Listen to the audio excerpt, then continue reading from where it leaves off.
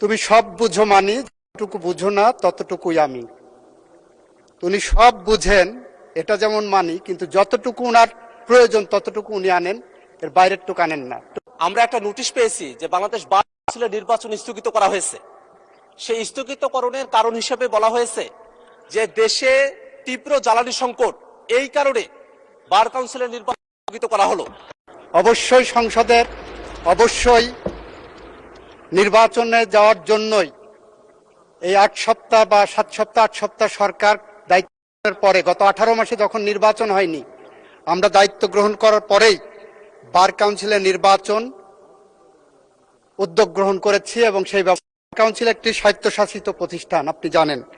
তারা স্বকীয়ভাবে স্বাধীনভাবে সিদ্ধান্ত নেন। মাননীয় স্পিকার, বার কাউন্সিলের উনি যে কথাটা বললেন জ্বালানি মন্ত্রণালয়কে টেনে এনে শুধুমাত্র একটা কারণে, সেই প্রেস রিলিজ আমিও পড়েছি, আমার নোটিশেও এসেছে।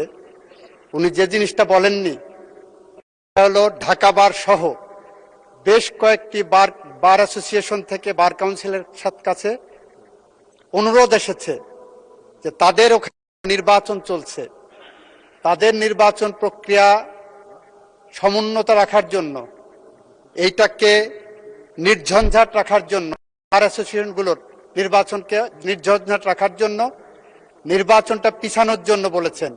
এবং বার কাউন্সিল একটি সংবিধিবদ্ধ হিসাবে বিভিন্ন বার অ্যাসোসিয়েশনের সেই অনুরোধটাও রক্ষা করেছেন। ফলে এই পার্টটা কিন্তু উনি বলেননি। আইনজীবীদের দাবি ছিল বিভিন্ন ঢাকা বার হলো, বলা হয় এশিয়ার মধ্যে সবচেয়ে বৃহত্তর বার, যেখানে 22,000-এর উপরে লয়া আছে। সেই নির্বাচন সামনে, 29 তারিখে সেবারের নির্বাচন, সেই নির্বাচন প্রক্রিয়াকে সামনে রেখে সেই অ্যাসোসিয়েশনের পক্ষ থেকে অনুরোধ এসেছে। বার কাউন্সিল আমি মনে করি তাদের নিজস্ব মেধা, প্রজ্ঞা, স্বকীয়তা এবং স্বাধীনতা অ্যাপ্লাই করেছেন। সেই কারণে এখানে আমরা কোনো হস্তক্ষেপ করিনি।